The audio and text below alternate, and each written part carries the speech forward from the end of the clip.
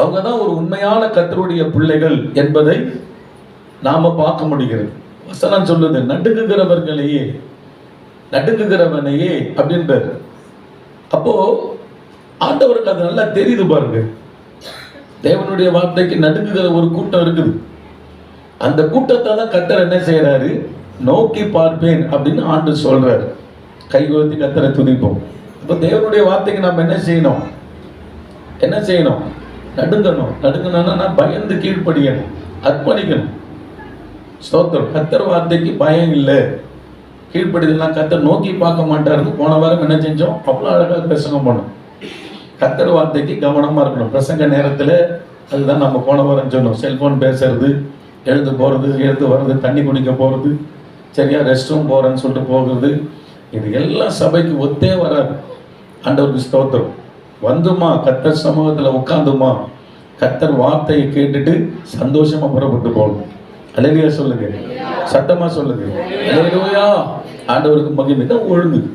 அதனால ஏன்னா அந்த வார்த்தையை கேட்கறவங்க எப்படி கேட்பாங்க, நடுக்கத்தோட கேட்பாங்க, பயபக்தியை கேட்பாங்க.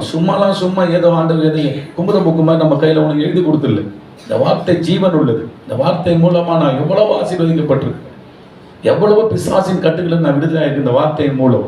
எனக்கு அந்த வார்த்தையின் மகிமை தெரியும். அதை உணர்ந்திருக்கிற பிள்ளைகளுக்கு தெரியும் கர்த்தருடைய வார்த்தை எவ்வளவு மகிமையானதுன்னு சொல்லி. அந்த பிரசங்க நேரத்தெல்லாம் என்ன செய்யக்கூடாது, அசட்டை பண்ணக்கூடாது, கவனமா இருக்கணும். ஆண்டவருக்கு ஸ்தோத்திரம். அல்லேலூயா. கர்த்தருக்கு மகிமை உண்டாகட்டும். அப்போ தேவ வார்த்தைக்கு கவனிங்க, கீழ்ப்படிவதால் நஷ்டம் வந்தா கூட சரி கீழ்ப்படிவாங்க, லாபம் வந்தா கூட சரி கீழ்ப்படிவாங்க. கொஞ்சம் ஆசீர்வாதங்கள் வராட்டாலும் சரி கர்த்தர் வார்த்தை இதுதான் சொல்லுதான் கீழ்ப்படிஞ்சிருவேன். புரியுதா? ஆசீர்வாதமே இல்லாட்டாலும் பரவாயில்ல, கர்த்தர் வார்த்தை தான் சொல்றாரா கீழ்ப்படிஞ்சிருவேன் அப்படின்னு உண்மையான கர்த்தர் பிள்ளைங்க என்ன செய்வாங்கன்னா கீழ்ப்படிவாங்க. கர்த்தர் வார்த்தைக்கு கீழ்ப்படாத நடுக்கும். ஆண்டு சொல்றார், அப்படிப்பட்ட பிள்ளைகளை நான் என்ன செய்வேன், நோக்கி பார்ப்பேன் அப்படின்னு சொல்றாரு. நான் சொல்றேன், கர்த்தர் பார்க்கறது தான் நமக்கு நல்லது. நல்லா சொல்ல புரியுதா? யாரோ ஒரு மனுஷன் என்ன பார்க்கட்டும், யாரோ ஒரு மனிதர்கள் என்ன பார்க்கட்டும், மனிதர்களுக்கு பயப்படுற வாழ்க்கை தயவு செய்து உங்களுக்கு வேண்டாம். நல்லா புரிஞ்சுங்க. மனிதனுக்கு பயப்படுற பயம் கண்ணியை வருகி கொண்டு போட்டுருக்கு. எந்த மனிதர்களுக்கும் பயப்படக்கூடாதுன்னு சொன்னா மரியாதை கொடுக்கக்கூடாதுன்னு போயிடக்கூடாது. மரியாதை கொடுக்கணும், எல்லாம் செய்யணும். ஆனா கர்த்தருடைய வார்த்தை, அவர் நம்மளை பார்க்கிறாருன்ற அந்த பயம் நமக்கு எப்பவும் இருக்கணும். அவர் வார்த்தை ஒன்று நோக்கி கொடுத்தாரா அது செய்யறதுக்கு ஒன்று கடினமா இருந்தாலும் கீழ்ப்படிக்கிறதுக்கு கிருபை கேட்கணும். ஏன்னா உங்க வார்த்தை ஆமென். ஆண்டவர் அப்பதான் என்ன நீங்க நோக்கி பார்ப்பீங்க அப்படின்னு கர்த்தர்கிட்ட ஜெபம் பண்ணி கிருபை கேட்டு அந்த வார்த்தைக்கு கீழ்ப்படியணும். ஆண்டவருக்கு மகிமை உண்டாகும். அப்படி கீழ்ப்படுகிற ஆட்களை தான் கர்த்தர் சொல்றாரு, நான் நோக்கி பார்ப்பேன். ஆமென். நோக்கி பார்ப்பேன்.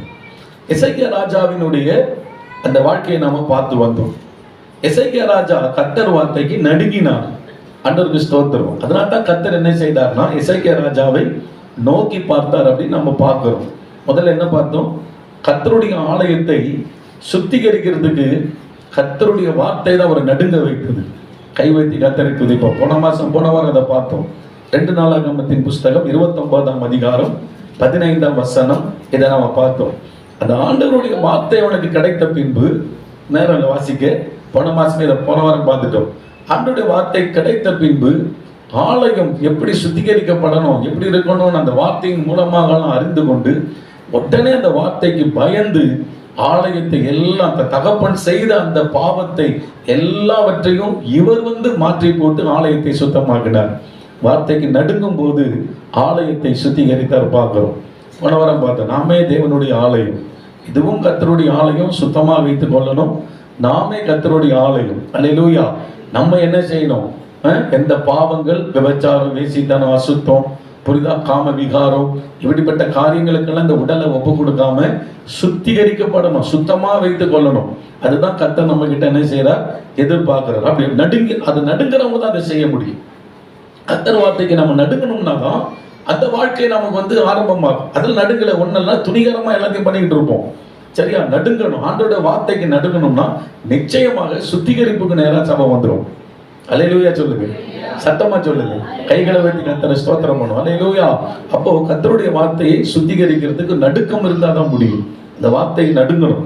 ரெண்டாவது, கர்த்தருடைய வார்த்தைக்கு நடுங்கி எசேக்கியா ராஜா என்னன்னா விடப்பட்ட பஸ்கா பண்டிகையை ஆசரித்தார். புரியுதா? அந்த பஸ்கா பண்டிகை ஆசரிக்கப்படுதுன்னு பைபிள்ல கண்டுபிடிச்சிட்டாரு. வருஷமா காலாகாலமா தலைமுறையா அந்த பஸ்கா பண்டிகை கடைபிடிச்சு வந்திருக்குது. ஆனா என்னுடைய தகப்பன் காலத்துல அது என்ன செய்யல, பஸ்கா பண்டிகையை ஆசரிக்கவே இல்லை, அப்படியே விட்டுட்டாங்க அப்படின்னு சொன்ன உடனே எசேக்கியாவுக்கு பயம் வந்துடுச்சு.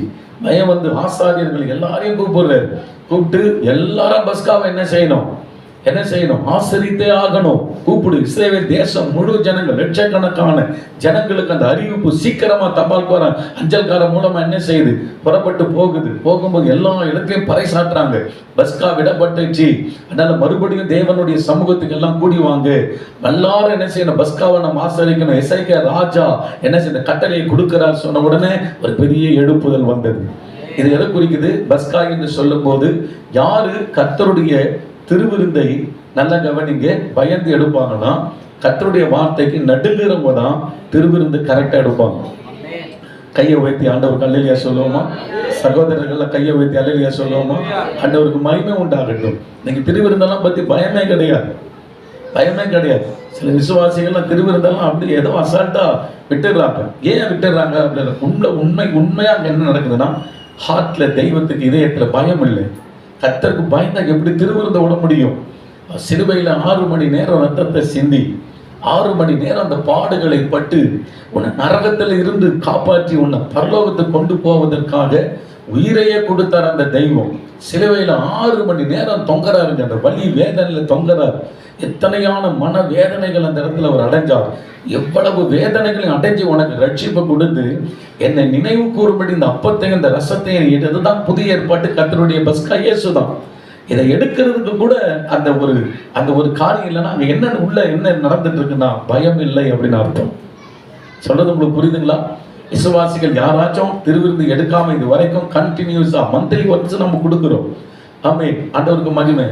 மோசஸ் வந்திருக்காருல்ல, அவருடைய மனைவி மல்லிகா, நம்ம சிஸ்டர், அவங்க மலர் சிஸ்டர், அவங்களை குறித்து ஒரு சாட்சி கொடுக்கலாம். புரியுதுங்களா? கரெக்டா திருவிருந்துக்கு கரெக்டா வந்துருவாங்க. என்கிட்ட தெளிவா சொல்லிடுவாங்க, சார் திருவிருந்துக்கு என்ன கால் நடக்க முடியாது. அவங்களை நான் 2 வீலர் எத்தனையோ மேல கொண்டு வந்திருக்கேன். நான் கேட்ட சில பேர் நடந்தே வந்துடுவாங்க. திருவிருந்துக்கு முக்கியத்துவம் கொடுப்பாங்க. திருவிருந்துக்கு முக்கியத்துவம் கொடுத்து அந்த திருவிருந்தை எடுத்துட்டு கர்த்தர் வார்த்தை கேட்டுட்டு வீட்டுக்கு போவாங்க. சில வேளை ரொம்ப கால் பெயினா இருக்கும். நான் திருவிருந்து மட்டும் எடுத்துட்டு போயிடுறாங்க, தாராளமா எடுத்துட்டு போவாங்க சிஸ்டர் அப்படின்னு சொல்லிடுவாங்க முன்கூட்டியே. அப்போ என்ன இதுல இருந்து என்ன தெரியுது? கர்த்தருக்கு பயப்படுற பயம். அந்த பயம் இருதயத்துல இருந்தா என்ன நடக்கும்? கால் வலி, எந்த வலி எது இருந்தாலும் சரி, கர்த்தர் சமூகத்துல வந்து அந்த கர்த்தருடைய பந்தி எடுத்துட்டு போவாங்க. ஆண்டவருக்கு ஸ்தோத்திரம். இதான் தேவ பிள்ளைங்க. சரியா? நம்ம அதை பத்தி ஒண்ணுமே நாங்கள் திருவிருந்து எடுக்கல. என்னங்க வேலை? பயம் இருக்கணும். தேவனுக்கு பயப்படுற பயம் இருக்கணும். நான் ரட்சிக்கப்பட்டு சுமார் 30 வருஷம் கிட்ட ஆயிட்டு, 30 ஆக போகுது. கர்த்தருக்கு ஸ்தோத்திரம். 26 வந்ததுன்னா 30வது வருஷம், 29வது வருஷத்துல இருக்கிறேன். இது வரையும் கர்த்தருடைய சமூகத்திலே ஒரு மாசம் கூட நான் கர்த்தருடைய பஸ்காவை எடுத்ததே கிடையாது, கேட்காம இருந்ததே கிடையாது. ஒரு மாசம் கூட. எவ்வளவு 29 வருஷத்துல எத்தனை மாதங்கள் வந்து யோசிச்சு பாருங்க. கணக்கு போட்டு பார்த்தா எத்தனையோ மாதங்கள். ஆனா பசர் ஒரு மாசமாச்சா நீங்க விட்டீங்களா? ஒரு மந்த்லி கூட நான் விட்டது கிடையாது. அந்த நாள்ல இன்னைக்கு வரைக்கும் கர்த்தருடைய அப்பத்தை ரசத்தை எடுக்கும்போது என் கண்ணில் தண்ணி வரும். இன்னைக்கு வரைக்கும் 29 வருஷம் ஆயிட்டு இன்னைக்கும் அந்த பஸ்கா அந்த அப்பத்தை எடுக்கும் போதெல்லாம் ஆண்டுக்கு நன்றி சொல்லுவேன். எனக்காக ரத்தம் சிந்தினீரப்பா. இந்த ரசத்தை எடுக்கும்போது எனக்காக ரத்தம் சிந்தினீரே. அந்த அப்பத்தை எடுக்கும்போது எனக்காக உயிர் கொடுத்தேன். அவர் பாவி எனக்காக ரத்தம் சிந்தி. இன்னைக்கும் அந்த நன்றி உணர்வு உள்ளத்துல இருக்கிறத கர்த்தர் இன்னைக்கும் ஆசீர்வதித்து வைத்திருக்கிறேன். என் உயிர் இருக்கிற வரைக்கும் கர்த்தருடைய அப்பத்தையும் ரசத்தையும் எடுக்காம விடவே மாட்டேன். ஆமென். கர்த்தருக்கு ஸ்தோத்திரம். சிலர்லாம் வயதானவர்கள், தயவு செய்து சொல்றேன், அவங்களாம் படுக்கையில் இருந்தாங்கன்னா வீட்டில் இருக்கிறவங்க அந்த அப்பத்தையும் ரசத்தையும் வாங்கி கொண்டு போய் கொடுங்க, தயவு செய்து கொடுங்க. அதுதான் உங்களை நித்திய ஜீவனுக்குள்ள கொண்டு போகும். அதெல்லாம் விட்டுட்டீங்கன்னா அந்த பாவம் உங்களை தான் சேரும். அந்த ரத்தப்படி நம்மளை சேர்ந்துடும். புரியுதுங்களா? வீட்டில் சகோதரர்கள் இருக்கிறீங்க, சகோதரிகள் இருக்கிறீங்க, நீங்க எல்லாரும் உங்க வீட்டில் வயசானவங்க யாரும் முடியாட்ட இருந்தாங்கன்னா அந்த அப்பத்தை தயவு செய்து மகிமையோட வாங்கி கொண்டு போய் என்ன செய்யணும்? அந்த வீட்டில் இருக்கிறவங்க கொண்டு போய் உங்களுக்கு கொடுக்கணும். சபையில் இந்த மாதிரி நல்ல விசுவாசிகள் இருக்கிறாங்க. இப்போ ஹாஸ்பிட்டல் அட்மிட் ஆகிருக்கும் போது ஏதோ சில சூழ்நிலைகள் வர முடியாத, அம்மா எனக்கு ரொம்ப முடியாத சூழ்நிலை, அந்த அப்பமும் ரசமும் கேட்டு அனுப்புவோம். படுக்கையில் இருப்போம், அதுக்கு நல்லா இருக்கிறவங்களாம் கொடுக்க முடியாது. படுக்கையில் வயசாகிட்டு படுக்கையில் இருக்கிறவங்க வர முடியாது. அப்போ ஃபஸ்ட்டு அந்த அப்பமும் ரசமும் கொடுங்கன்னு பயத்தோடு அதை வாங்கி கொண்டு என்ன செய்யணும், கொடுங்க. உங்களை கர்த்தர் ஆசீர்வதிப்பாரு. அல்லேலூயா. அதனால அதெல்லாம் விட்டுறக்கூடாது. ரொம்ப பயந்து நம்ம நடக்கணும். ஆண்டவருக்கு மகிமை. அப்போ கர்த்தருடைய பஸ்காவை என்ன செய்தார், பயந்ததாலே அதை ஆசீர்வதித்தார் எசேக்கியா. மூணாவது நீங்க பாருங்க, 2 நாளாகமத்தின் புஸ்தகம் 31ஆம் அதிகாரம் 3-6 வசனங்களை படிக்க கேட்போம். ராஜா கர்த்தருடைய நியாயப்பிரமாணத்தின் எழுதியிருக்கிறபடியே, ஆமா, அந்தி சந்திகள் கவனிங்களேன், ராஜா கர்த்தருடைய நியாயப்பிரமாணத்தில் எழுதியிருக்கிறபடியே, என்னது, ராஜா எதெல்லாம் கடைபிடிக்கிறாரு, ராஜா எதெல்லாம் கடைபிடிக்கிறாரு, எழுதி இருக்கிறபடியே. தெரிந்தா உங்களுக்கு, நியாயப்பிரமாணத்தில்னா பைபிள்ல, பழைய ஏற்பாட்டு பைபிள்ல எழுதி இருக்கிறபடியே அப்படின்னா என்னது, வார்த்தை தான். அந்த வார்த்தைக்கு தான் ஒரு நடுக்கிறார்.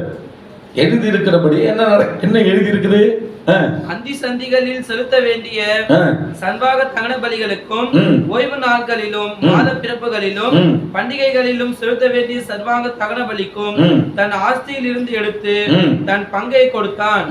ஆசாரியரும் லேவியரும் அந்த வசனத்தை நல்லா கவனிங்க. 30வது வசனம், 30வது அதிகாரம் 12வது என்னமா 31 இல்லையா, 31ஆம் அதிகாரம் 3-6 நல்லா பாருங்க. ராஜா கர்த்தருடைய நியாயப்பிரமாணத்தில் எழுதி இருக்கிறபடியே. இப்ப எசேக்கியா ராஜாவினுடைய இந்த லைஃப் ஸ்டைல் நல்லா பாத்தீங்கன்னா, ஒரு செய்கைகள் எல்லாமே பாத்தீங்கன்னா கர்த்தருடைய வார்த்தையில என்ன எழுதி இருக்குது, அது எழுதி இருக்கிறத தான் அவர் கடைபிடிக்கிறார். பர்சனலா ஒண்ணு என்ன செய்யல அவர் கடைபிடிக்கவே இல்லை. எல்லாம் புரிஞ்சுக்குங்க. கர்த்தருடைய பிள்ளைகளுடைய வாழ்க்கை எதுல அமைஞ்சிருக்கணும்னா, வார்த்தையில அமைஞ்சிருக்கணும். தேவனுடைய வார்த்தையில தான் அமையப்பட்டு இருக்கணும் நம்முடைய லைஃப். இப்ப கர்த்தருடைய பந்தி எடுக்கிறோம், ஏன் எடுக்கிறோம், எங்க எழுதி இருக்குது, பைபிள்ல எழுதி இருக்குது, அதனால நான் எடுக்கிறேன். அப்ப இந்த இடத்துல நம்ம பார்க்கிறோம், கர்த்தருடைய வார்த்தை நியாயப்பிரமாணத்தில் என்ன எழுதி இருக்குது, அந்தி சந்திகளில் செலுத்த வேண்டிய சர்வாங்க தகன பலிகளும், ஓய்வு நாட்களிலும், மாத பிறப்புகளும், பண்டிகைகளிலும் செலுத்த வேண்டிய சர்வாங்க தகன பலிகளும் தன் ஆஸ்தியிலிருந்து எடுத்து தன் பங்கை கொடுத்தான். ராஜாவோட வேலை என்ன தெரியுமா, கவனிங்க. ராஜாவுடைய வேலை என்னன்னா, கட்டளை கொடுத்தார், மோசே மூலமா எழுதி கொடுக்கிறார். மோசே, இந்த மாதிரி எந்தெந்த ராஜாக்கள் இஸ்ரேல் தேசத்தை ஆளுகிறாங்களோ அவங்க என்ன பண்ணணும்னா, ஆலயத்தை கட்டும் போது அந்த பலிக்குரியதான பங்கை என்ன செய்யணும், ராஜாக்கள் கொடுக்கணும். அப்போ எசேக்கியாவோட தகப்பன் என்ன செய்யல, அந்த பங்கை ஆலயத்துக்கு கொடுக்கவே இல்லை, சுத்தமா மூடிட்டான். அப்போ நியாயப்பிரமாணத்திலான என்ன எழுதி இருக்குது, ராஜா அந்த சர்வாங்க தகன பலி என்ன செய்யணும், காலையில ஆடை வெட்டணும், மாலையிலே ஒரு ஆட்டை வெட்டணும், காலையில மாலையில பலி கொடுத்து கொண்டே இருக்கணும். அது ராஜா தான் கொடுக்கணும், அதை கொடுக்கணும். அப்ப எல்லாமே நின்றுச்சு. நியாயப்பிரமாணத்தை அவன் அப்பா கை கொள்ளாதால எல்லாமே ஸ்டாப் ஆயிடுச்சு. ஆனா இப்ப எசேக்கியா வந்த பிறகு பைபிளை படிக்கிறாரு. நல்ல கவனி, நியாயப்பிரமாணத்தை படிக்கிறார். படிக்கும்போது ஓஹோ, ராஜா என்ன செய்யணும், நம்ம ஆஸ்திகளிலிருந்து அந்த பங்கு என்ன செய்யணும், எடுத்து வந்து கொடுக்கணும் போலன்னு சொல்லி அதை நிறுத்தியிருந்த அந்த காரியங்கள் எல்லாம் புஸ்தகத்தில் அறிந்து கொண்ட பின்பு அதை ஆலயத்தில் கொண்டு வந்து அந்த பலி என்ன செய்யறார், கொடுக்கறத நம்ம பார்க்கிறோம். கரங்களை உயர்த்தி கர்த்தரை துதிப்போமா. கர்த்தருக்கு மகிமை உண்டாகட்டும். பைபிள் நல்லா படிச்சு பாருங்க. பைபிள் படிச்சாதான் நம்ம கர்த்தருக்கு பலி செலுத்துறதுலாம் நம்ம இதயத்தை நம்ம செலுத்த முடியும். பைபிளே நமக்கு தெரியல, ஒன்றும் தெரியல, நான் கர்த்தர் கொடுக்கறதுல என்ன நமக்கு புரிய போகுது, ஒன்றும் புரியாது. பைபிளை நல்லா படிங்க. அதுக்கப்புறம் நீங்க பாருங்க, ராஜா என்ன செய்யறாரு, ஆசாரியரும் லேவியரும் கர்த்தருடைய நியாயப்பிரமாணத்தை உற்சாகமாக கை கொள்ளும்படி அவர்களுக்குரிய பாகத்தை கொடுக்க ஜனங்களுக்கும் எருசலேமின் குடிகளுக்கும் கட்டளையிட்டான். கவனிங்களேன், ஆசாரியர்கள் லேவியர்கள் கர்த்தருடைய நியாயப்பிரமாணத்தை உற்சாகமாய் கை கொள்ளும்படி ஆண்டவர் என்ன வச்சிருந்தாரு, அருமை தெரியல பேர் ஆசிரமா சொல்லாதீங்க, சொல்லுங்க.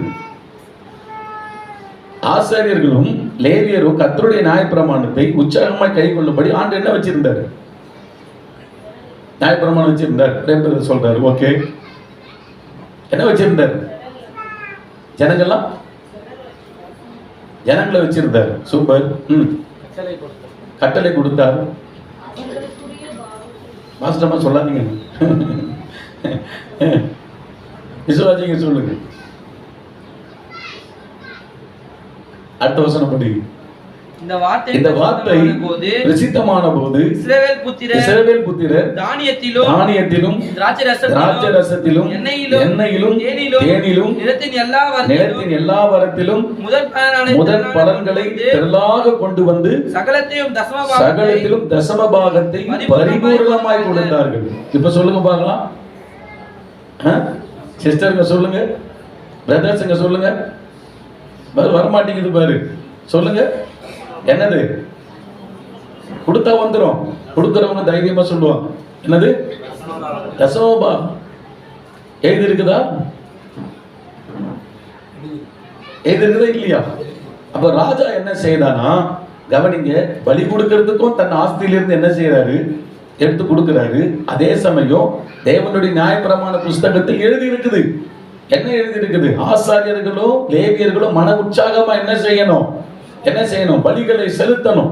அப்போ அவங்களுக்குரிய திராட்சை ரசம், எண்ணெய் எல்லாவற்றிலும் என்ன செய்யணும், நீங்க தசமபாகத்தை கொடுக்கணும் அப்படின்னு எல்லா இடங்களிலும் கட்டளை கொடுக்கிறார். அப்ப ஜனங்க என்ன பண்ணாங்கன்னா, இந்த வார்த்தை பிரசித்தமானது. இந்த வார்த்தை என்ன செஞ்சது? பிரசித்தம் சொன்னா எல்லா இடத்திலையும் அது பரவ ஆரம்பிக்குது, ஸ்ப்ரெட் ஆகுது. இஸ்ரவேல் புத்திரர் என்ன செய்யறாங்கன்னா, தானியத்திலும் திராட்சை ரசத்திலும் எண்ணெயிலும் தேனிலும் நிலத்தின் எல்லா வரத்திலும் முதல் பலன்களை திரளாய் கொண்டு வந்து என்ன செய்யறாங்க, சகலத்திலும் என்ன செய்யறாங்க, தசமபாகத்தை பரிபூரணமாய் கொடுத்தார்கள். பக்கத்துல உங்க கைப்பிடிச்சு சொல்லுங்க, பக்கத்துல கைப்பிடிச்சு சொல்லுங்க, ஆண்டவர் உங்களுக்கு கொடுக்கறதுல, அது பணமா இருக்கட்டும், அது பொருளா இருக்கட்டும், தசமபாகத்தை தர ஆண்டவர் நம்ம கிருபை தருவாராம். ஆமென். பரிபூரணமா கொடுக்கணும். எவ்வளவு விசுவாசிங்க தசமபாகம் கொடுக்க தெரியலமா? உங்களுக்கு தெரியுமா? அதான் பாவங்க, பாவம். சில இடத்துலலாம் சில காரியங்கள்லாம் சொல்லுவாங்க, பாஸ்டர் இந்த செலவாயிட்டு, பாஸ்டர் செலவாயிட்டு. அவங்க சொல்றவங்க யாருன்னு கொஞ்சம் யோசிச்சு பார்ப்போம். யோசிச்சு பாருங்க, தசமபாகம் கொடுக்குறவங்களாம் பார்த்தா கரெக்டா ஆண்டவர் உணர்த்துற காரியம். கர்த்தருக்கு நீங்க என்ன செயல்படுறாங்க, எங்க செயல்படுறோம், அதுதான் இந்த செலவு. உண்மைதானே? அதோடு ஒரு மனைவிக்கு ஒரு புருஷன் செலவுக்கு காசு கொடுக்கலன்னா மனைவிக்கு என்ன வரும்? பிள்ளை யார் கவனிப்பா, சோறு யார் போடுவா? புரியுதா? அப்போ கவனிங்க கர்த்தர் பிள்ளைகளை, இதெல்லாம் எழுதி இருக்குது, சும்மா கிடையாது, எழுதி இருக்குது. அப்போ தேவ பிள்ளைங்க ஒவ்வொருத்தரும் நாம் என்ன செய்யணும் கர்த்தருக்கு? சத்தமா சொல்லுங்க. தசமபாகம் கொடுக்கணும். நான் இன்னைக்கு கொடுத்துட்டு இருக்கிறேன், 30 வருஷமா கொடுக்க, 29 வருஷமா கொடுத்துட்டு இருக்கிறேன் கர்த்தருக்கு. பசி வந்தாலும் சரி, பட்னி வந்தாலும் சரி, ஒன்னல்லாட்டாலும் சரி, இருந்தாலும் சரி, எனக்கு இல்லாட்டாலும் கூட சரி, கர்த்தருக்கு முதல்ல கொடுக்கணும்னு சொல்லி கொடுக்கறதால தான் இன்னைக்கு வரைக்கும் கர்த்தர் ஆசீர்வதிக்கிறார். ஆமென். கைவத்தி அல்லைங்க சொல்லுவோமா? அல்லேலூயா. கர்த்தர் கொடுக்கணும். நல்ல பிள்ளைங்களாம் கர்த்தர் சமூகத்துல சபையில இருக்கிறாங்க. கொடுக்கறதுல என்ன சொன்னா நீங்க மிரண்டு போயிடுவீங்க. அப்படிலாம் இருக்கிறாங்க பிள்ளைங்க. ஆனா அதே சமயம் எவ்வளவு அளவுக்கு மட்டமா கர்த்தர் நடத்த முடியுமோ அந்த அளவுக்கு மட்டமா நடத்துறவங்களும் இருக்கிறாங்க சபையில. தயவுசெய்து என்ன செய்யாதீங்க, அந்த மாதிரிலாம் இந்த கரெக்டா அந்த வார்த்தைக்கு நம்ம என்ன செய்யணும், கீழ்ப்படியும். தேவன் ஏன் நம்புகிற சொல்ற, நம்ம ஆசீர்வதிக்கணும். ஆண்டவருக்கு ஸ்தோத்திரம். நம்மள என்ன செய்யணும், கர்த்தர் ஆசீர்வதிக்கதான் இதெல்லாம் வைத்திருக்கிறார். அப்போ தேவ சமூகத்துல நீங்க நல்லா சிலர்லாம் பார்த்தீங்கன்னா நல்லா ஆசீர்வதிக்கப்பட்டு வருவாங்க. அந்த பிள்ளைங்கிட்டலாம் நீங்க கேளுங்க, எப்படி பிரதர் இந்த மாதிரி ஆசீர்வதிக்கப்பட்டு வரீங்க, எப்படி சிஸ்டர் கேட்டு பாருங்க. நீங்க தசமபாகம் கொடுக்குறீங்களா கேட்டு பாருங்க, கரெக்டா சொல்லுவாங்க. நான் கர்த்தர் கொடுக்குறேன், கர்த்தரை நான் ஆசீர்வதிக்கிறேன். சாப்பிட்டுட்டு என்ன செய்யுது, ஞாபகம் விட்டுட்டு போற ஆளுலாம் தெய்வத்தை உடையதை நீ கரெக்டாக எடுப்பனா தெய்வம் உன்னை ஆசீர்வதிக்கவே முடியாது. எழுதிக்கும். எழுதுங்களா? ஒரு 100 ரூபா நீ வாங்குற, 100 ரூபா அது உனக்குரியதா கத்த தர ஒரு சம்பளம். அந்த 10 ரூபா என்ன செய்வா, கத்தருக்கு எடுத்து வை. நீ பட்னியா கிடந்தா கூட பரவாயில்ல, நான் பட்னியா கிடந்தா கூட பரவாயில்ல, நம்ம குடும்பம் பட்னியா கிடந்தா, கர்த்தர் முக்கியம். ஆமென். கர்த்தருக்கு இந்த 10 ரூபா நீ எடுத்து வை. 1000 ரூபாய் வாங்கன்னு ஒரு 100 ரூபாய் எடுத்து வை, கர்த்தருக்கு தசமபாகம் எடுத்து போட்டுருக்குதா இல்லையா? அப்போதான் சபை என்ன செய்யும், ஆசீர்வாதமாக எல்லா விதத்திலும் வளர்ச்சி. சபையும் வளரும், நீங்களும் வளருவீங்க, நிறைய ஊழியங்கள் வளரும். அது எல்லாம் நீ உனக்கு உரியதை நீ எடுத்துக்கிட்டா கட்டாயம் ஆசீர்வாதமாவே என்ன செய்ய முடியாது, இருக்க முடியும். ஏன்னா தேவனுடையதை நீ எடுக்கிற, உன்னுடையதை என்ன செய்யல, எடுக்கல. அது தேவனுடையது. தேவனுடையதை தேவனுக்கும், ராயனுடையதை ராயனுக்கும் சேர்ந்த. அப்ப தேவனுடையதுன்னு ஒண்ணு இருக்குது இல்ல, சொல்றது உங்களுக்கு புரியுதுங்களா? ஆமென். அதனால கர்த்தர் பிள்ளைங்க எத்தனையோ பிரசங்கத்தை கேட்டிருப்பீங்க, இதையும் கேளு, இது எத்தனையோ பேர் சொல்லி இருக்கிறோம். ஆனால் நீங்க சொல்லுங்க பாஸ்டர், நாங்க செய்யறது என்ன பண்ணிட்டு இருப்போம், அப்படி தயவு செய்து இருக்கவே இருக்காது. கர்த்தர் வார்த்தைக்கு நடுங்கணும்னா என்ன செஞ்சிருவோம், உடனே கீழ்ப்படிவோம். எசேக்கியா ராஜா மாதிரி கீழ்ப்படியணும். எனக்கு எவ்வளவு ஊழியங்கள் இருக்குது, எவ்வளவோ காரியங்களை நம்ம செய்ய வேண்டியது இருக்குது. சரியா? கர்த்தருக்கு நம்ம என்ன செய்யணும், தாராளமா கொடுக்கணும். இன்னைக்கும் கர்த்தருக்கு கொடுக்கணும், உள்ளதுதான். புரியுதுங்களா? அதனால தேவனுக்கு நம்ம கொடுக்கணும், ஸ்தாபனத்துக்கு கொடுக்கணும். நல்ல கர்த்தர் அதில் நமக்கு வரதை கொடுக்கணும். நீங்க நல்லா பாருங்க, கர்த்தர் நம்மளை ஆசீர்வதித்து கொண்டு தான் இருப்பார், ஆசீர்வதித்து கொண்டே தான் இருப்பார். அதில் ஏமாத்தக்கூடாது, ஏமாத்துறது தான் ஸ்தாபம். அதை நான் யோசிச்சுப்பேன், ஏன் இந்த செலவு இவங்களுக்கு ஆச்சு அப்படியே சொல்லுவேன். ஃபர்ஸ்ட் அநியாயமா 10,000 ரூபாய் போயிடுச்சு, 25,000 போயிடுச்சு. நான் இத்தனை மாசம் நீ ஆண்டவரை ஏமாத்துறேன், உண்மைதானே? அதை அவங்ககிட்ட சொன்னா ஏற்றுப்பாங்களா? அப்படியே பிரதர் சோத்திரம், சோத்திரம் சிஸ்டர் சொல்லிட்டு தான் போகணும். நான் வசனத்தை நல்ல வீட்டில் போய் கூட வாசிச்சு பாருங்க, புரியுதா? கர்த்தருடைய வார்த்தையை நான் கீழ்ப்படியணுமே அப்படின்னு எசேக்கியா ராஜாவை போல அவன் பாருங்க. அவர் மட்டும் கிடையாது, கொடுக்காத ஆட்கள் என்ன செய்யறாரு, கொடுக்க வைக்கிறதுக்கு ஊரே பறைசாற்றுறாரு. கைவத்தி கர்த்தரை துதிப்போம். அல்லேலூயா. விசுவாசிகள் இதெல்லாம் நம்ம முக்கியத்துவமா இருக்கும். மைக்கில் அண்ணன் ஒருத்தர் எங்க சர்ச்சில் இருந்தார். அப்போ ஊழியத்துக்கு என்ன வாலண்டியர்ஸ் ஊழியத்துக்கு என்ன அழைச்சாங்க, வாங்க. நானும் கேட்டேன், சர்ச்சில் ஏதாவது ஊழியம் செய்ய முடியுமா அப்படின்னு, நம்மளோட சபையில். அப்போ அந்த அண்ணன் சொன்னா, தாராளமாக தம்பி, நிறைய சபை நிறைய ஊழியம் இருக்குது, வாங்க அப்படின்னாரு. அப்போ போகும்போது அவர் 4 கேள்வி கேட்டார், என்கிட்ட 3 கேள்வி கேட்டார். ஒன்று, முதல்ல நீங்கள் ஜெபம் பண்ணுவீங்களா அப்படி கேட்டார். உங்களோட ஊழியம் பண்ண வந்துருக்கீங்க, ரொம்ப சந்தோஷம். பாஸ்டர்லாம் கிடையாது, சர்ச்சில் ஒரு பெருக்கிற ஊழியம், ஒரு 2 வீலரை பார்த்துக்கிற ஊழியம், வெங்கடேசன் மாதிரி அந்த மாதிரி ஒரு ஊழியம். அப்போ அவர் கேட்டார், அந்த ஊழியத்துக்கே என்கிட்ட கேட்டார், எவ்வளோ நேரம் ஜெபம் பண்ணீங்கன்னு கேட்டார். வெங்கடேசன் பிரதர், எவ்வளோ நேரம் ஜெபிக்கிறீங்க, 2 வீலரில் நிற்கிறீங்க, ஜெபம் பண்ணுறீங்களா? என்னெல்லாம் அந்த கேள்வி தான் கேட்டாங்க.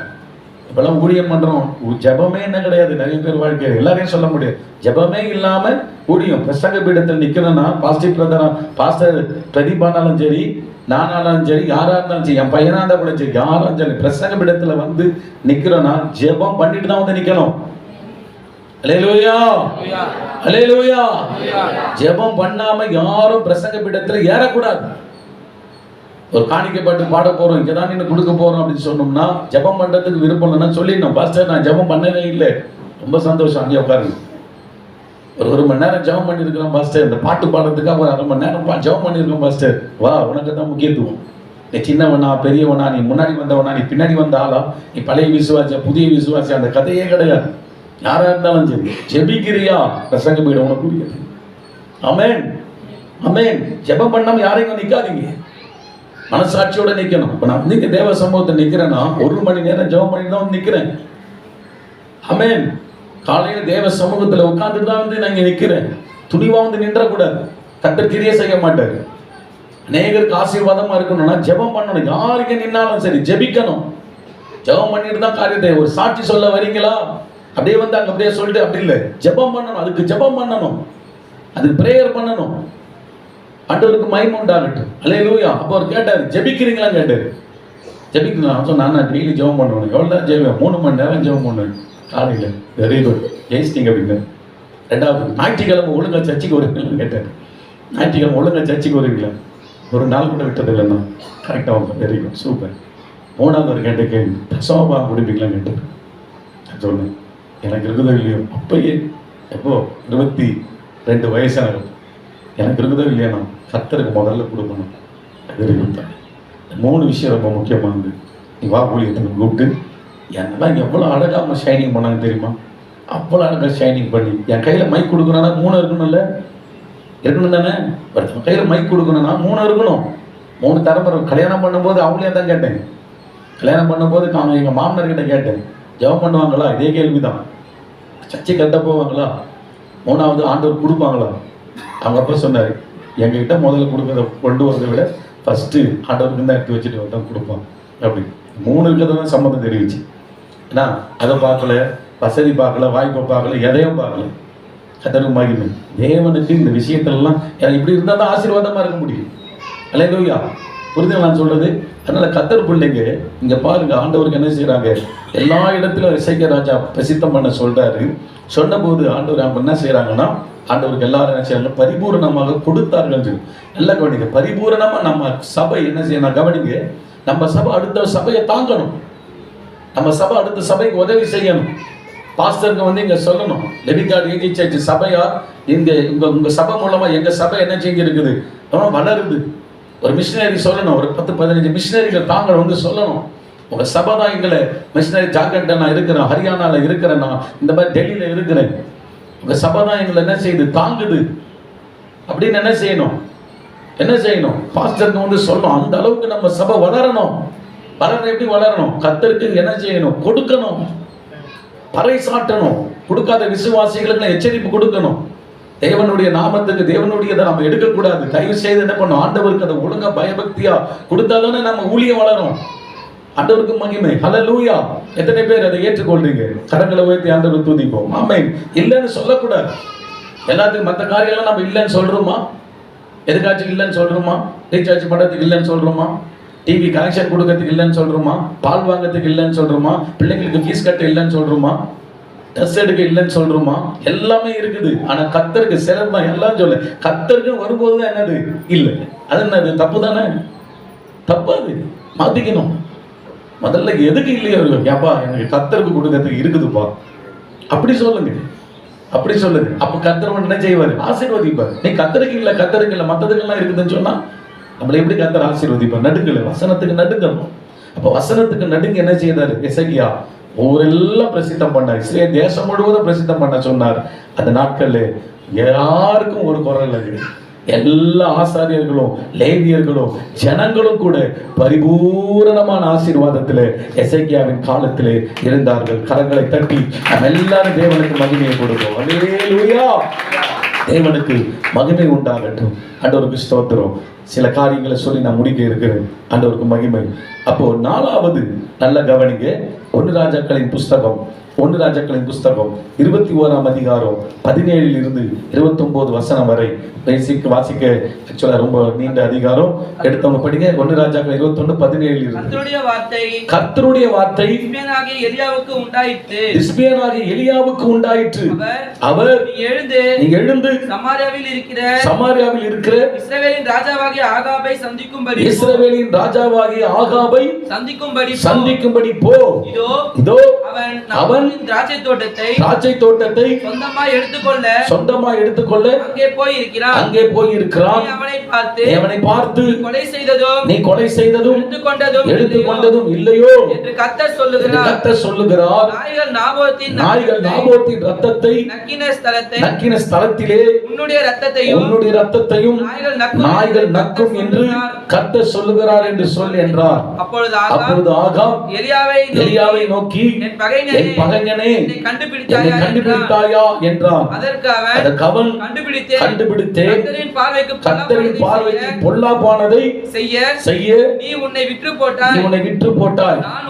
நான் உன்மேல் பொல்லாப்பு வரப்பண்ணி உன் சந்ததியை அழித்து போட்டு ஆகாபுக்கு சுவரில் நீர்விடும் ஒரு நாயாகிலும் இராதபடிக்கு இஸ்ரவேலில் அடைபட்டவனையும் விடுபட்டவனையும் சங்கரித்து நீ எனக்கு கோபம் உண்டாக்கி இஸ்ரவேலை பாவம் செய்ய பண்ணினது நிமித்தம் உன்னுடைய குடும்பத்தை நேபாத்தின் குமாரனாகிய யெரொபெயாமின் குடும்பத்திற்கும் அகியாவின் குமாரனாகிய பாஷாவின் குடும்பத்திற்கும் சமானமாக்குவேன் என்றார் என்று சொன்னான்.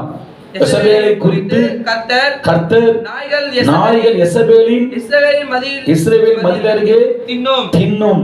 ஆகாபின் சந்ததியில் பட்டணத்திலே சாகிறவனை நாய்களும் வெளியிலே சாகிறவனை ஆகாயத்து பறவைகளும் தின்னும் என்றார். மனைவியாகிய எசபேல் தூண்டிவிட்டபடியே கர்த்தரின் பார்வைக்கு பொல்லாப்பானதை செய்ய தன்னை விற்று போட்ட ஆகாபை போல ஒருவனும் இல்லை.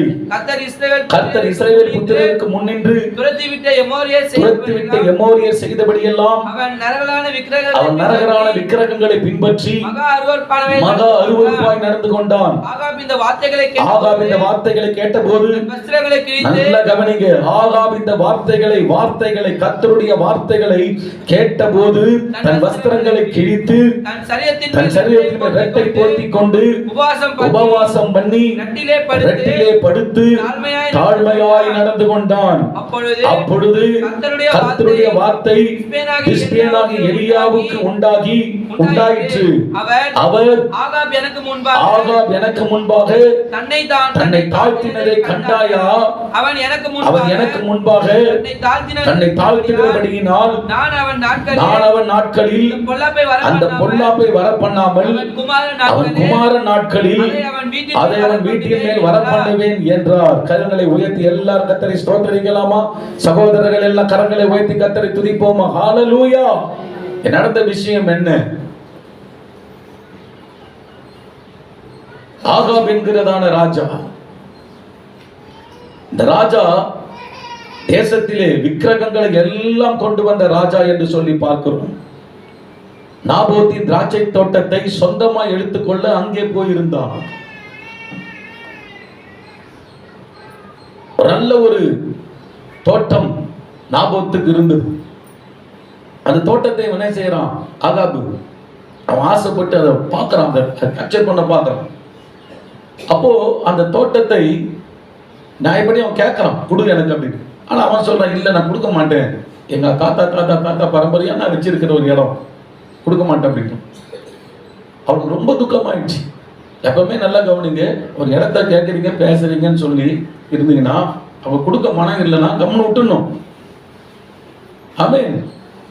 என்ன பண்ணக்கூடாது, ஆளை வச்சு மிரட்டி கிட்டி அதை இதை பண்ணி என்ன செஞ்சிடக்கூடாது, சூனியை வச்சு அதை பண்ற இதை பண்ற என்னெல்லாம் இடத்தை கேப்சர் பண்றதுக்கு அதெல்லாம் பண்றக்கூடாது. அவங்க சொத்து அவங்க தரமாட்டேன்றான். கர்த்தருக்கு ஸ்தோத்திரம், அல்லேலூயா. அது கர்த்தருக்கு ஸ்தோத்திரம்னு போயிடணும். ஆனா இவன் என்ன பண்றான், துக்கத்தோட போய் அழுகுறான். அதுதான் இச்சை, அதுதான் இச்சை. அப்போ அவன் மனைவி பாருங்க, எப்படிப்பட்ட மனைவி, உட்கார்ந்து அழுகுறான். அவன் யோ ஏன் அழுகுற, உண்மையா அவங்க அப்படியே கேட்டுரும், ஏன் அழுகுற அப்படின்னு.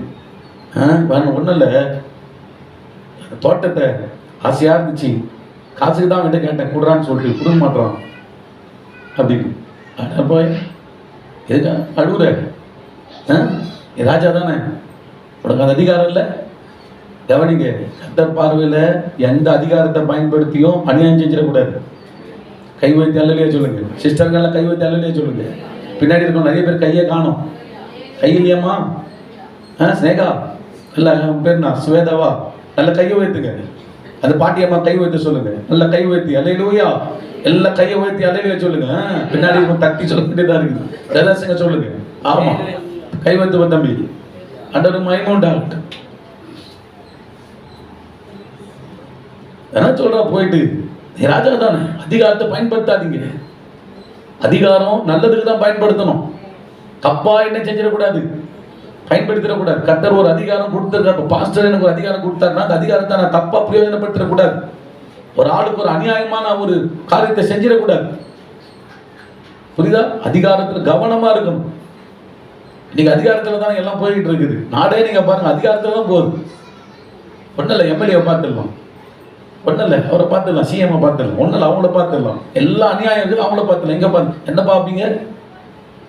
கர்த்தர் பார்த்துக்கிட்டு இருக்கிறார்ல. சொல்றது உங்களுக்கு புரியுதா? மனசாட்சி தான் நமக்கு எல்லாவற்றும் நீதிபதி. இந்த மனசாட்சி என்கிற நீதிபதியை தான் கர்த்தர் நமக்குள்ள வச்சிட்டார். இந்த மனசாட்சிக்கு பயந்து நீங்க நடந்தாவே போதும். ஆமென், அல்லேலூயா. தப்பா போயிடக்கூடாது. இங்க பாருங்க, தப்பா போறான். மனைவி தான் அதுக்கு மெயின் காரணமே. அவன் சொல்றா, நீ போய் பயப்படுற, நீ ராஜா, உம்மன் இரு, போய் சாப்பிடு. அப்படிதான் பேசியிருப்பான் நினைக்கிறேன் யோசேப்பு. ஏன்னா ஃபுல்லா மனைவியோட பேச்சை கேட்டு என்னது, அப்படிப்பட்ட ராஜா இல்லவேன்னு வேதம் சொல்லுது. நல்லது கேளுங்க, மனைவிமார்கள்லாம் நல்லது சொல்லும் போது புருஷர் என்ன செய்யணும், நல்லதுக்கு கட்டாயமா கேட்கணும். ஆனா கர்த்தருடைய வார்த்தைக்கு விரோதமா ஒரு மனைவி சொல்றான்னா என்ன செய்யக்கூடாது? முதுகெலும்புள்ள ஆம்பளையா இருக்கணும். எல்லாம் சொல்லுங்க, சட்டமா சொல்லுங்க. முதுகெலும்புள்ள ஆம்பளையா இருக்கணும். தப்பா ஒரு காரியத்தை மனைவி சொல்லிக் கொடுக்கறனா கேட்க கூடாது. மனைவி சொல்லிக் கொடுக்கணும், தப்பு இது, கத்த சித்தம் இது கிடையாது, நீ தப்பா சொல்ற அப்படின்னு சொல்லணும். கணவனும் சொல்லிக் கொடுத்தா சொல்லணும், மனைவிமார்களும். ஆனா நல்லது சொல்லிக் கொடுத்தா செய்யுங்க. இங்க தப்ப சொல்லிக் கொடுக்குறா பாருங்க. ஆமென். அவ என்ன சொல்லி கொடுத்தா, நீ கம்முனு நான் பாத்துக்கிறேன்னு சொல்லி கூட்டுறவன் எல்லாத்தையும் கூட்டுறான். கும்பலா கூட்டி இந்த மனுஷன் யாரு? நாபாத்து கூப்பிட்டு இவன் கர்த்தருக்கு விரோதமா தப்பு பண்ணிட்டான் அப்படின்னு சொல்லி, தப்பே பண்ணலங்க, அவன் தப்பு பண்ணிட்டான்னு சொல்லி எல்லாரும் கல்லடிச்சு அவனை சாவடிக்கிறான்ட்டான். எங்க நீதிமான் அவன் தோட்டத்தை அவன் வச்சுன்னு இருக்கிறான். சொல்றது உங்களுக்கு புரியுதுங்களா? அவன் தோட்டத்தை என்ன பண்ணுகிறான்? அவன் வச்சுக்கிட்டு இருக்கிறான். நீ காசுனால கேட்கற, அவன் கொடுக்க மாட்டேன்னு சொன்னா விட்டுறணும். அவன் சொல்லுங்க, விட்டுறணும். ஆனா அவன் என்ன பண்ணிட்டா, கூப்பிட்டு அவனை நடுவில் நிக்க வச்சு அதிகாரத்தை பயன்படுத்தி, ராணி இல்ல அதிகாரத்தை பயன்படுத்தி இவன் கர்த்தருக்கு விரோதமா தப்பு பண்ணிட்டான், அதனால இவனை கல்லால் அடிச்சு என்ன செய்யணும், கொலை பண்ண சொல்லிட்டு எல்லாரும் கல்ல தூக்குறாங்க. அந்த இடத்துல கொஞ்சம் யோசிச்சு பாருங்க. அந்த நாபாத் அவன் மேல ஒரு தவறு கூட இல்லை. நீதிமான் ஆண்டவருக்கு செம்மகம் அடிச்சு கல்லல் அடிக்கிறாங்க. வலி தாங்க, ஐயோ என்னை விட்டுருங்க, எங்க விட்டு திருடன் அடிக்கலாம், தப்பு பண்ணவன் அடிக்கலாங்க. ஒரு நீதிமான்க அவனுடைய நிலம் இல்ல, போட்டு அடி அடி அடி நான் கல்லாலே அடிச்சு ரத்தம் ஒழுகி கடைசியில அப்படியே உயிர்த்துட்டு அப்படியே ரத்தம் எல்லாம் சரி செட்டே போட்டு. நல்ல கவனிங்க, கர்த்தர் பார்த்துக்கிட்டே இருக்குது. இஸ்ரேல் தேசத்துல இவ்வளோ பெரிய பாவத்தை பண்றீங்களா சொல்லிட்டு நேராக தீர்க்கதரிசி அனுப்புறாரு. ஆண்டவருக்கு மகிமை. அல்லேலூயா. எஸ்பியனாகிய எலியாவை அனுப்புறாரு. யார்கிட்ட? ஆகாப் கிட்ட. போ அவன்கிட்ட போய் பேசு. ஒரு தீர்க்கதரிசின்னு ஒருத்தர் இருக்கிறார், ஒரு தெய்வமாகிய கர்த்தர் ஒருத்தர் இருக்கிறான்னு சொல்லி அவன் தெரிஞ்சுக்கிட்டோம் சொல்லி பயங்கரமா தீர்க்க தரிசனம் சொல்றாரு.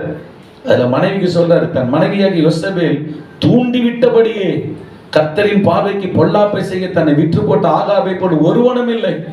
தூண்டி விட்டபடியே எல்லாத்தையும் நீ செஞ்சுட்ட. மனைவியை குறித்து பாருங்க, 23ல சொல்லப்படுது, யோசேபேலை குறித்து கர்த்தர் நாய்கள் யோசேபேலின் இஸ்ரேலின் மதியிலே அருகே தின்னும். தீர்க்க தரிசனம். நாய் வந்து உடலை சாப்பிடும். நல்ல கவனிங்க கர்த்தர் பிள்ளைகளே, கர்த்தருக்கு பயப்படுற பயம் நம்ம உடம்புல இருக்கணும். கை வைத்து அல்லையே சொல்லுங்க, பின்னாடி இருக்கவங்களே சொல்லுங்க, எல்லாம் சொல்லுங்க. கர்த்தருக்கு பயப்படுற பயம் இருக்கணும். சும்மா அப்படியே ஏதோ நினைச்சுக்காதீங்க. கர்த்தர் பதில் கேட்பார். எந்த ஒரு காரியமானாலும், அநீதியான இருக்கிற எந்த காரியமானாலும் கர்த்தரை ஏமாத்த முடியாது. கர்த்தர் பார்த்துக்கிட்டு இருக்கிறார். அதனால ரொம்ப நாம பயப்படணும். ஒரு விஷயம் விளையாட்டுலாம் நம்ம கர்த்தர் பிள்ளைங்க. அப்ப ஆண்டு பாருங்க சொல்றாரு, யோசேபேல் அப்படிப்பட்ட காரியத்தை செய்த ஒரு நீதிமானைய சாகடிச்சுட்டா. அவன் ரத்தத்தை சிந்தனா, நிலத்துல அவன் தன்னுடைய ரத்தத்தை எல்லாம் சிந்தனான். அவன் சொந்த நிலம். அவன் கத்திருப்பான். எப்படி யோசிச்சு பாருங்க, எல்லாரும் கள்ளத்தி கடிக்கிறான். என்கிட்ட ஒரு வீடியோ ஒண்ணு இருக்குது. தப்பா ஒரு இடத்துல விபச்சாரம் பண்ணிட்டான் ஒரு பொண்ணு, முஸ்லீம் நாடு. அப்போ அவனை ஷர்ட் எல்லாம் கைட்ட சொல்றாங்க, எல்லாத்தையும் கைட்ட சொல்றாங்க. அவன் வந்து ஒரு துணி மாதிரி ஒன்று கொடுத்துறாங்க, டவல் மாதிரி கட்டிக்கிறான். கட்டிக்கிட்டு எல்லா முஸ்லீம்ஸும் கையில கல் எடுத்துக்கிறாங்க. எடுத்து அப்படி அடிக்கிறாங்க பாருங்க. கத்துறான், வேண்டான்றான். பட்டாலும் வந்து இங்க விடுது.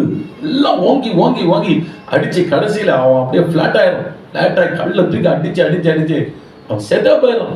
அப்படித்தான் நாபா இந்த மனிதன் என்ன செய்திருக்கிறாங்க, அடிச்சாங்க. அப்போ ரத்தம் சிந்திச்சு இல்ல, அதே போல கத்த சொல்றார், அவன் ரத்தம் சிந்தினது பூமியை போல யோசேபேலுடைய ரத்தம் இந்த பூமியில சிந்தும். அந்த நாய் வந்து நக்கும். எவ்வளவு கேவலமா இல்ல, எவ்வளவு பயங்கரமா இல்ல. அவன் அந்த யோசேபேலுடைய கையை நாய் பிச்சுட்டு போச்சு, தூக்கிட்டு போயிடுச்சு. அப்போ இதெல்லாம் ரியாலிட்டி. தயவு செய்து நான் சொல்றேன், பயப்படுவோம். ஆண்டவருக்கு பயந்து நடக்க ஆண்டவர் நமக்கு கிருபை தருவாராக. ஆமென். இவ்வளவு காரியம் செய்தாச்சு. அப்ப பாருங்க, ஒண்ணு பாருங்க, ஆண்டவர் எப்படிப்பட்ட இப்படிலாம் செய்தா கூட இந்த வார்த்தை எலியா போய் சொல்றாரு. யார்கிட்ட சொல்றாரு? ஆகாப் கிட்ட சொல்றாரு.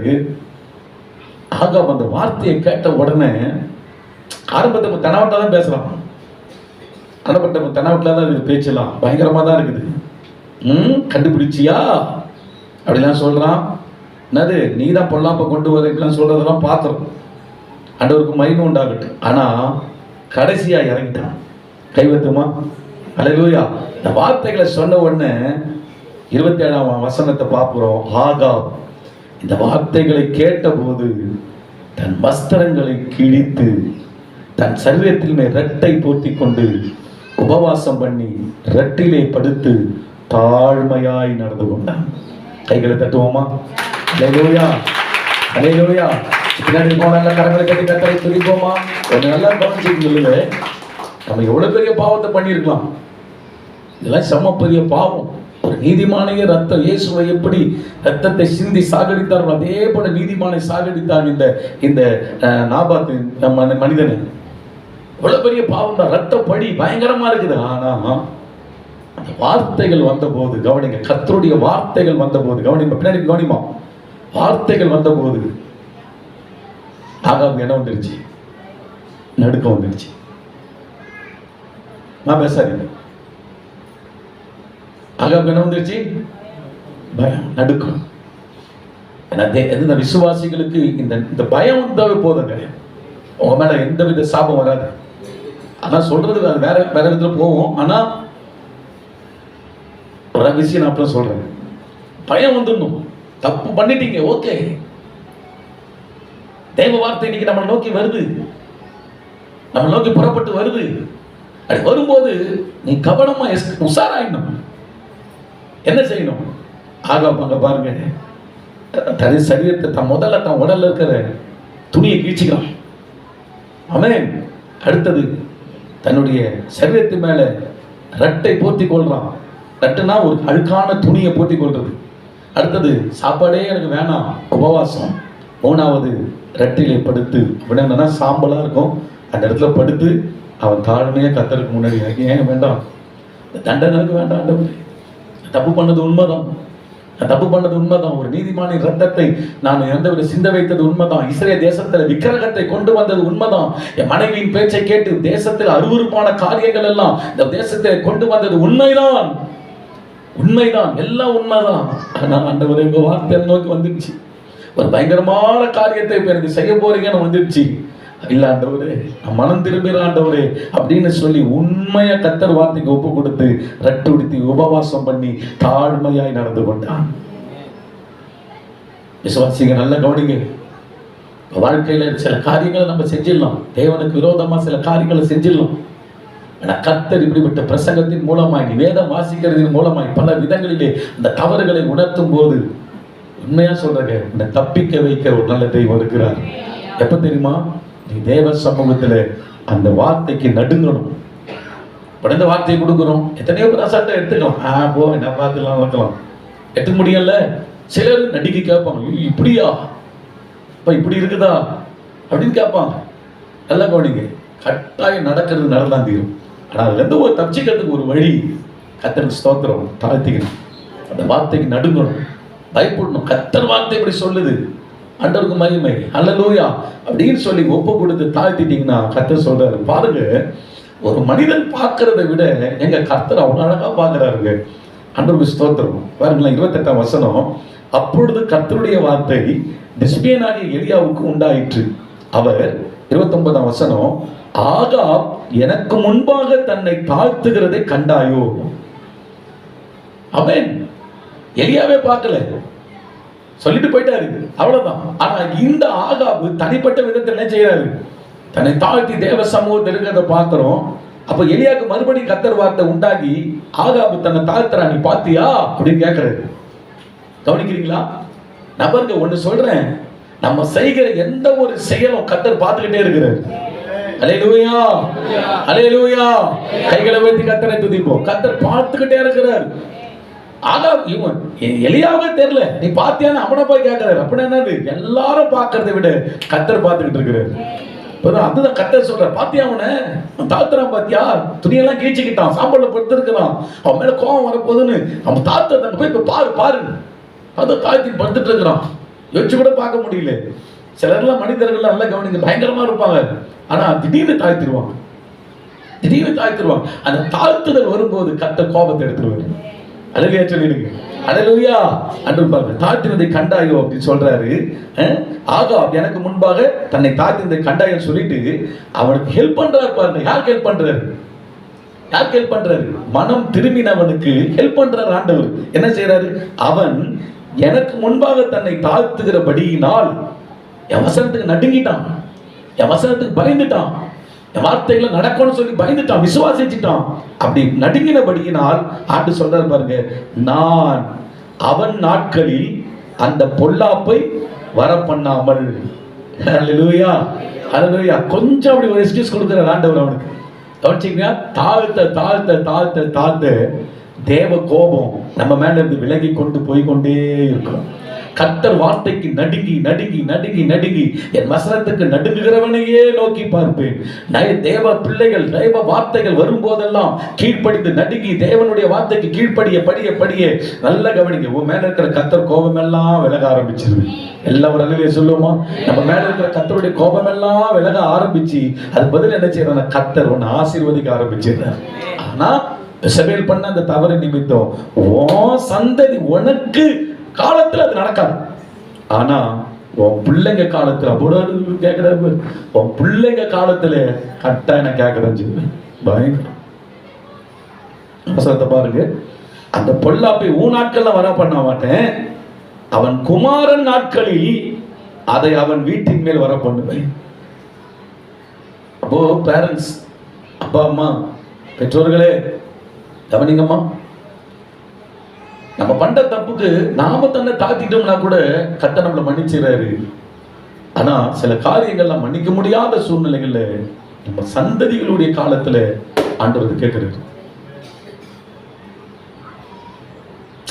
சொல்றது அதுதான் எவ்வளவு சீக்கிரத்துல நம்மளை நம்ம பியூரிட்டி பண்ணிக்கணுமோ பண்ணிக்கங்க. உங்க காலத்துல நீங்க சமாதானமா போயிடுங்க. ஆனா நம்ம செஞ்சதுக்கு கண்டிப்பா பிள்ளைங்க காலத்துல கேட்க வேண்டியது வரும். தாவீது என்கிற நீதிமான்க ஒரே ஒரு தவறு தான் செய்தான். பத்சேபாள் என்கிற ஒரு பெண்ணோட கூட அடுத்த மனைவி உரியாவின் மனைவி இருக்கான், அந்த ஒரு பாவம் தான் செய்தான்.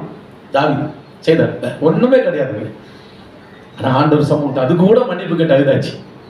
ஆனா பெற்றெடுத்த சாலமோன் காலம் பாருங்க.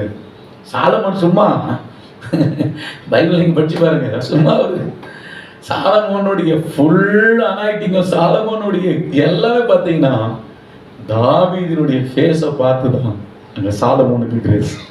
புரியுதா உங்களுக்கு? ஏன்னா தாவீது அவ்வளவு நீதிமான், அவ்வளவு நீதிமான். உள்ள போக முடியல, தண்ணி குடிக்க முடியல, பெலிஸ்தியன் சாவடிச்சிருவான். தாவீதுக்கு தாகம் வரலுது. கூட ஒரு 3 பேர் இருக்கிறாங்க, சொல்றாங்க நான் போய் தண்ணி கொண்டு வரேன் ராஜா, நான் செத்தா கூட போறேன். போவாதீங்கடா, வேணாண்டா, உயிர் முக்கியம்டா. இல்ல ராஜா, நீங்க முக்கியம் சொல்லிட்டு பார்த்தா துணிவா போறான், பாளையத்துக்குள்ள போறான், எதிரியின் பாளையம், தண்ணி கொண்டு வரதுக்காக போறான். எப்படி எடுத்து வந்தான்னு தெரியல, அந்த தண்ணியை உயிரை பணைய வச்சு கொண்டு வருவான். கொண்டு வந்து தாவீதுகிட்ட கொடுக்கும்போது தாவீது சொல்லுவான், ஏய் உயிரை பணைய வச்சு எனக்கு தண்ணியை தந்து கொடுத்துருவா, இது தண்ணி இல்லடா, இது உயிரா, இது நான் குடிக்க மாட்டேன்னு சொல்லிட்டு அந்த தண்ணியை ஊத்திடுவாங்க. உயிரை வச்சு எனக்கு பணைய வச்சு கொடுத்தியடா, இது உயிர், நான் குடிக்க மாட்டேன், ஏன்னா இது உயிர். புரியுது? அப்படிப்பட்ட நம்மள தான் லவ் என்ன பண்ணிருப்போம், குடிச்சிருப்போம், குடிச்சிட்டு செய்த நன்மை கூட மறந்துடுவோம். ஆமென். ஆனா தாவீது இல்ல, பாத்தீங்களா? சூப்பர். ஒரு இடத்துக்கு போறாரு, எல்லாம் நின்ட்டாங்க, பாதியில் நின்ட்டாங்க, நாங்க வரல யுத்தத்துக்கு, நாங்க வரல. ஆனா தாவீது கூட சில ஆட்கள் போய் யுத்தத்தை ஜெயிச்சாச்சு. இந்த பட்டணம் ஜெயிச்சாச்சு. ஜெயிச்சுட்டு இப்ப கொள்ள பொருள் எல்லாத்தையும் பங்கிட்டு வராங்க. வரும்போது கூட வருகிற பார்ட்டி என்ன சொல்றாங்க, ஒருத்தனுக்கு கூட பையன் வந்து நினாம்பாரு, பாதியில நின்ட்டாங்க பத்தியா, ஒருத்தனுக்கு கூட என்ன பண்ணாது, 10 காசு கூட கூடாது.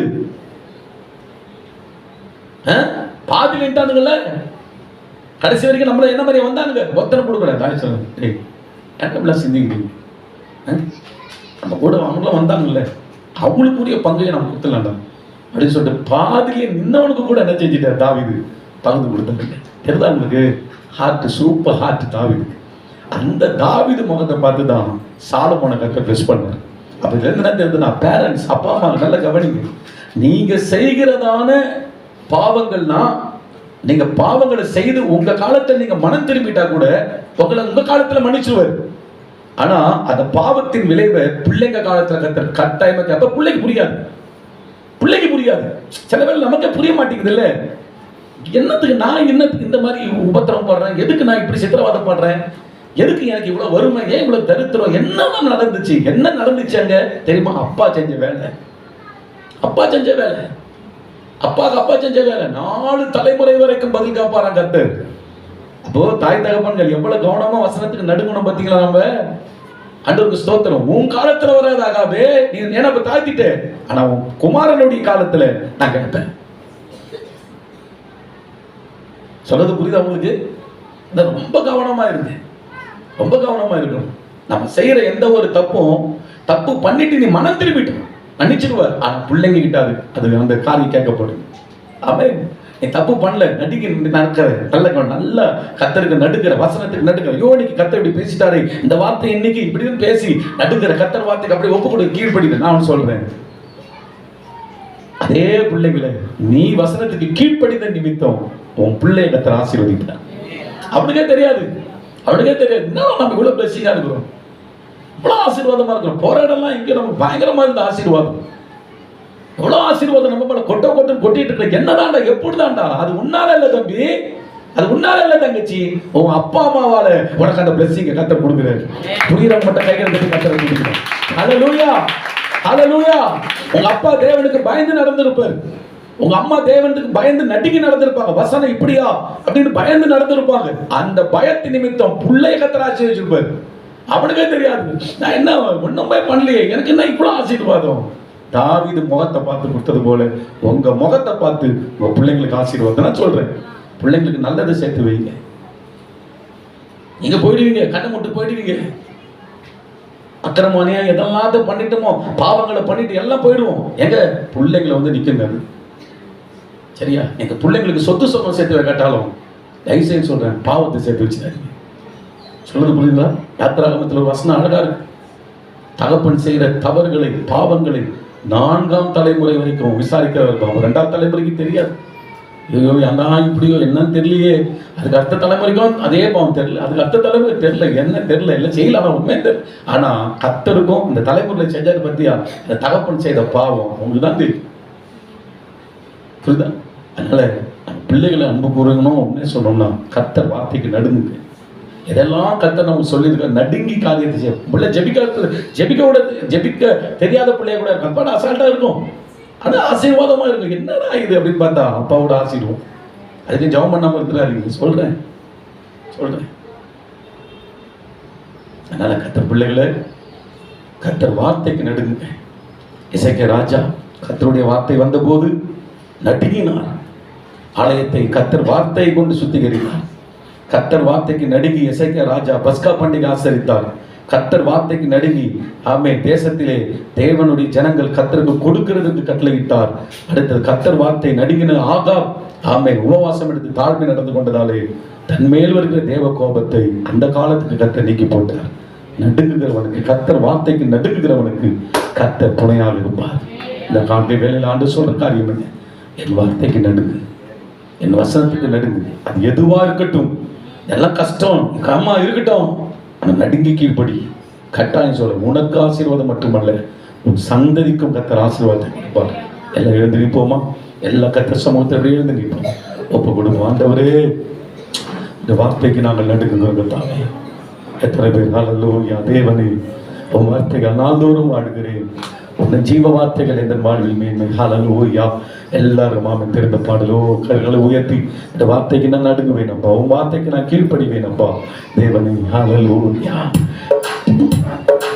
கைகளை எல்லாம் தட்டி தேவனே உன் வார்த்தையா நாள்தோறும் வாழ்கிறேன். நன்றின் வார்த்தைகள் வாழ்வில் நன்றி வார்த்தைகள் வாழ்வில் தேவனே வார்த்தையா நாளோடு வாழ்கிறேன். அச்சுகளை கடந்தே அவை எந்த குரலில்லை, ஆறுகளை கடந்தே அவை எந்த குரலில்லை. நன்றி வார்த்தைகள்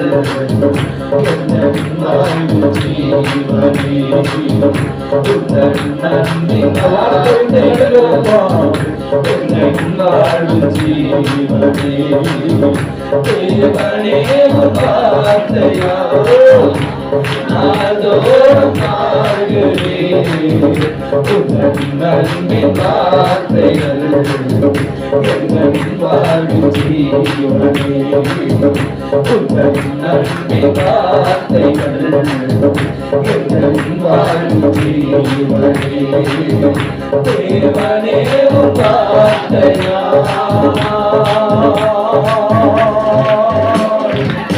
கரங்களை தட்டி, பின்னாடி இருக்கிற முன்னாடி இருக்கிற எல்லா கரங்களை தட்டி ஆண்டவரின் வார்த்தைகள் வேதத்தில் நாம் ஆமே நம்மட்டிலே வந்து இருக்கிறது. யோயாக்கீம் கர்த்தர் வார்த்தைக்கு பயப்படாமல் சூரிய கத்தியினாலே அந்த பைபிள வார்த்தையை கிழித்து அவன் கணப்பிலே போட்டான். ஆனால் கர்த்தர் வார்த்தை என்ன? என் வசனத்துக்கு நடுங்குகிறவனை நோக்கி பார்த்தேன். பிரதர், சிஸ்டர், கர்த்தர் வார்த்தையை விளையாட்ட எடுக்காதீங்க. கர்த்தர் வார்த்தையை அசால்ட்டா நினைக்காதீங்க. அந்த வார்த்தை வல்லமை உள்ளது. அது நினைத்ததுதான் நடக்கும். வார்த்தையில என்ன எழுதப்பட்டிருக்குதோ அதுதான் நடக்கும். நம்ம மூளெல்லாம் செம்ம கிரியேட் பண்ணி அதை இதெல்லாம் நம்ம எதையும் செஞ்சிடக்கூடாது. சிஸ்டர், பிரதர், செஞ்சிடாதீங்க. தேவ வார்த்தைக்கு நடுங்குது. தவறுகள் இருந்தா கர்த்தர் சமூகத்தில் ஆகாப போல ஒப்பு கொடுத்துருவோம். ஆண்டவரே, ஐயா, உங்க வார்த்தை இப்படியா இருக்குதேன்னு ஒப்பு கொடுங்க. எந்த விஷயமானாலும் சரி ஒப்பு கொடு. நிச்சயமா கர்த்தர் வார்த்தைக்கு நீங்க நடுங்கும் போது, பிரதர், கர்த்தர் வார்த்தைக்கு சிஸ்டர் நீங்க நடுங்கும் போது, தாவீது கர்த்தர் வார்த்தைக்கு நடுங்கினார். எசேக்கியா கர்த்தர் வார்த்தைக்கு நடுங்கினார். அவங்க காலமெல்லாம் கர்த்தர் கூட இருந்தாங்க. அவங்களுடைய லைஃப் முடிவை பாருங்க. மகிமையிலே மகிமையா என்பதை பார்க்கிறோம். எல்லாத்தையும் ஜெயிச்சாருங்க எசேக்கியா, எல்லாத்தையும் ஜெயிச்சாரு. சனகாரி வந்து நிக்கிறான், பயங்கரமா நிக்கிறான். லட்சக்கணக்கான பேரை வைத்துக் கொண்டு நிக்கிறான். ஒரே ஒரு எசேக்கியாங்க முட்டி போட்டு ஜெபிக்கிறார். ஒண்ணு கர்த்தர் வார்த்தைக்கு கீழ்ப்பட்ட ஒத்த மனுஷன் ஒரே ஒரு எசேக்கியா தான் அழுது ஜெபிக்கிறாரு. ஆண்டவருக்கு ஸ்தோத்திரம். அந்த நடுங்கின வார்த்தைக்கு நடுங்கின அந்த மனுஷனுடைய முகத்தை பார்த்து கர்த்தர் ஒரே ஒரு தூதன் அனுப்பி பாளையத்தில் இருந்த 1,20,000 பேரையும் அவன் ஒரே நேரத்தை சங்கரித்து போட்டார். கர்த்தர் வார்த்தைக்கு நடுங்கிறவங்க கூட பரலோகமே துணையாக்குங்க. வார்த்தைக்கு அசட்டை பண்றவனை கர்த்தர் யாருமே அவனுக்கு துணை இல்லாதபடி செஞ்சுக்குவார். எல்லா கரங்களை உயர்த்தி எல்லாம் வேத புஸ்தகத்தை கையில் எடுத்துங்க. ஆண்டவர்கிட்ட சொல்லு, ஆண்டவரே, எல்லாரும் பைபிள் எடுத்துங்க. 2 நிமிஷம் ஆனாலும் பரவாயில்ல, எல்லாம் கையெடுங்க. தேவனே, இந்த வார்த்தைக்கு நான் நடுக்கிறோம். எல்லாம் பின்னாடி இருக்க சிஸ்டர் எல்லாம் கையை வைத்து காட்டுங்க. விளையாட்டா இருக்கக்கூடிய எல்லாம் கையை வைத்து சொல்லுங்க, இந்த வார்த்தைக்கு நாங்க நடுக்கிறோம். நல்லா கையை தூக்குங்க. கையை தூக்கி பைபிளை தூக்கி காட்டுங்க. தேவன்கிட்ட எல்லாம் பைபிளை கை வலிக்கிற பிரதர் சிஸ்டர் நல்ல கையை உயர்த்தி இந்த வார்த்தைக்கு அப்படியே நடுங்கிறோம்பா. இந்த வார்த்தை என்ன சொல்லுதோ அப்படியே கீழ்ப்படுகிறோம்பா. தேவனே என்னை ஆசீர்வதி சொல்லுங்க. தேவனே என்னை ஆசீர்வதிங்க. தேவனே என்னை ஆசீர்வதிங்க. என்னை ஆசீர்வதிங்க. கைக்கு பைபிள் எல்லாம் கீழே வச்சுட்டு கையை நல்லா தட்டுங்க பார்க்கலாம். எல்லாம் கையை தட்டுங்க. அபிஷேகத்தை நிரம்பி தட்டுங்க. தேவனை பார்க்கிறேன், தேவனை பார்க்கிறேன். நல்ல அபிஷேகத்தை பெற்றுக்கொள்ளுங்க. சாபம் ஒழியப்படும். சாபம் இன்னைக்கு போகுது. குடும்பத்திற்கு சாபம் இன்னைக்கு ஓடிட்டு தேவ அக்னி இறங்கட்டும். தேவ வார்த்தைக்கு இதெல்லாம் கீழ்படியுமோ அந்த வார்த்தை கீழ்படியும் போது சாபம் உங்களுக்கு விளங்குது. நல்லா பெற்றுக்கொள்ளும். அபிஷேகத்தை பெற்றுக்கொள்ளும். அபிஷேகத்தை பெற்றுக்கொள்ளும். நல்ல கீழ்படுகிற ஆவியை கட்டாதோ தாரோ.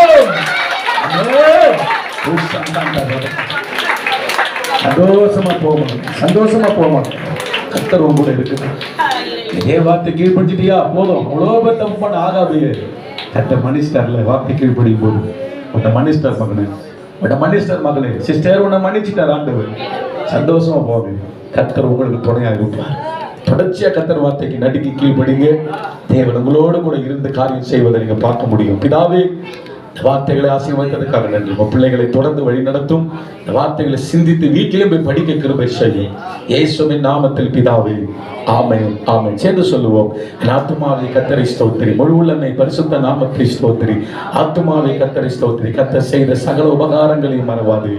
ஆமென். இடது கை நெஞ்சில வச்சுங்க, வலது கை தலைமையில் வைங்க. கர்த்தர் உன்னை ஆசீர்வதித்து காக்க கடவர். கர்த்தர் தம்முடைய முகத்தை உன்மேல் பிரகாசிக்க பண்ணி உன்மேல் கிருபையாக இருக்க கடவர். கர்த்தர் தம்முடைய முகத்தை உன்மேல் பிரசன்னமாக்கி உனக்கு சமாதானம் கட்டளையிட கடவர். நம்முடைய கர்த்தராகிய இயேசுவின் கிருபை, பிதாவாகிய தேவனுடைய அன்பு, ஆவியானவருடைய ஐக்கியம் இயேசு வருகிற வரை நம் அனைவரோடு கூட என்றென்றைக்கும் இருப்பதாக. ஆமென், ஆமென். ஒரு நிமிஷம், கோலப்பஞ்சேரியில் நாம கிராம ஊழியம் செய்ய இருந்தது. ஆனால் சில காரியங்களால் இது தடைப்பட்டு இருக்கிறது.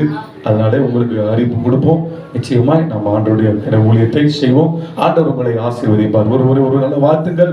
Price Lord sisters, praise Lord brothers. கர்த்தர் உங்களை ஆசீர்வதிப்பாராக. ஆமென்.